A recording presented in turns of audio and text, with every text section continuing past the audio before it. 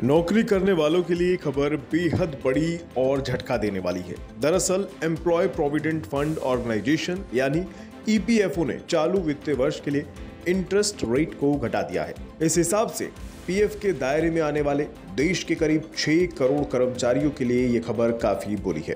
जानकारी के मुताबिक इंटरेस्ट रेट को घटाकर 8.1% कर दिया गया है, जो 4 दशकों में सबसे कम है। यानी अब आपको पीएफ अकाउंट में जमा राशि पर 8.5% की बजाय 8.1% की दर से ब्याज मिलेगा। ये इंटरेस्ट रेट वित्तीय वर्ष 1977 से 78 के बाद सबसे कम है। तब ईपीएफओ ने 8% का ब्याज दिया था। उसके बाद से ये 8.25% या उससे अधिक ही रही है। पिछले 2 वित्तीय वर्ष यानी 2018-19 और 2019-20 के लिए इंटरेस्ट रेट 8.5% था। अब चलिए जरा इसको आसान भाषा में समझते हैं कि आप पर इस इंटरेस्ट रेट के घटने से क्या असर होगा। ईपीएफओ एक्ट के तहत कर्मचारियों को बेसिक सैलरी प्लस डीए का 12% पीएफ अकाउंट में जाता है, तो वहीं कंपनी भी कर्मचारी की बेसिक सैलरी प्लस डीए का 12% कंट्रीब्यूट करती है।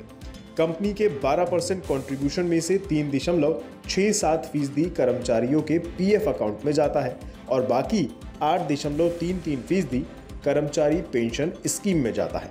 ऐसे में मान लीजिए आपके पीएफ अकाउंट में 31 मार्च 2022 तक कुल 5 लाख रुपए जमा है। ऐसे में अगर आपको 8.50% की दर से ब्याज मिलता तो आपको 5 लाख पर 42,500 रुपए ब्याज के रूप में मिल जाते। लेकिन अब क्योंकि ब्याज दर घट चुकी है और घटी हुई ब्याज दर यानी 8.10%, इसके हिसाब से अगर देखें तो आपको 40,500 रुपए ब्याज के रूप में मिलेगा। अब चालू वित्तीय वर्ष 31 मार्च को समाप्त हो रहा है और 1 अप्रैल से वित्तीय वर्ष 2022-23 की शुरुआत हो रही है। पिछले साल के बजट की घोषणा के मुताबिक 1 अप्रैल 2022 से पीएफ अकाउंट को 2 हिस्सों में बांट दिया जाएगा। प्रोविडेंट फंड अकाउंट को 2 हिस्सों में इसलिए बांटा जाएगा क्योंकि इससे टैक्स कैलकुलेशन में आसानी होगी। बजट 2021 की घोषणा के मुताबिक एक वित्तीय वर्ष में प्रोविडेंट फंड में 2.5 लाख रुपए है। जमा करने पर इंटरेस्ट इनकम पूरी तरह टैक्स फ्री होगी। उससे ज्यादा निवेश करने पर इंटरेस्ट इनकम टैक्सेबल होगी। ये लिमिट नॉन गवर्नमेंट एम्प्लॉय के लिए है। अगर कोई सरकारी एम्प्लॉय है तो इसके लिए ये लिमिट 5 लाख रुपए है। ये तो बात हुई पीएफ से जुड़े नुकसान और घाटे की। अब आगे बढ़ते हैं। क्या आप जानते हैं ये ब्याज दर बढ़ाने या घटाने का फैसला कौन और कैसे लेता है? नहीं, चलिए बताते हैं।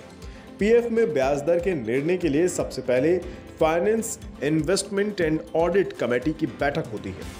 ये इस फाइनेंशियल ईयर में जमा हुए पैसों के बारे में हिसाब देती है। इसके बाद सीबीटी की बैठक होती है। सीबीटी के निर्णय के बाद वित्त मंत्रालय सहमति के बाद ब्याज दर लागू कर देते हैं। ब्याज दर का निर्णय फाइनेंशियल ईयर के लास्ट में होता है। उम्मीद है आपको ये पीएफ का घटना और बढ़ना समझ आ गया होगा और आपका क्या नुकसान इस ब्याज दर के घटने से होगा वो भी आपको समझ आ गया होगा। ज़्यादा जानकारी के लिए बने रहें बिज़तक के साथ।